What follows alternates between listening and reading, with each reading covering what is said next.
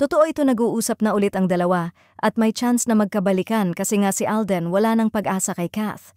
Catherine Bernardo at Daniel Padilla nag-uusap ng palihim ayon kay Christy Fermin.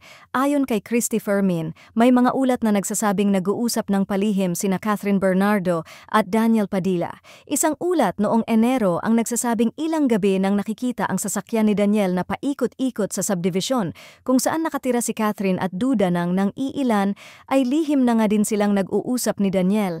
Ngayon, ang mga pahayag ni Christy ay kadalasang mga speculations o opinyon batay sa kanyang obserbasyon at mga kwento mula sa kanyang mga sources na minsan naman ay talagang may katotohanan din kung kaya't ngayon nga ay pinaniniwalaan na din ng karamihan.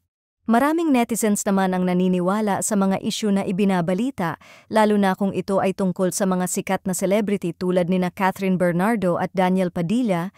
Pahayag nga ng iba ay hindi naman nga malabong magkabalikan pa ang dalawa dahil nga sa lalim din ng kanilang pinagsamahan, samantala ang mga naging pahayag ni Christy Fermin tungkol sa kanilang relasyon ay talagang nagbigay daan sa mga usap-usapan at haka-haka.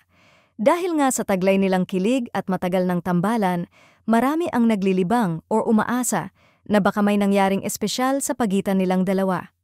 Kung tunay man o hindi ang issue, ang mga fans nila ay laging supportive at interesadong malaman kung ano ang totoo. Gayunpaman, as always, magiging magandang maghintay ng official confirmation mula sa kanila bago tayo mag-assume. Gayunpaman, walang kumpirmadong impormasyon mula sa mga opisyal na pahayag ng dalawa o ng kanilang mga kinatawan tungkol sa kanilang kasalukuyang relasyon o komunikasyon.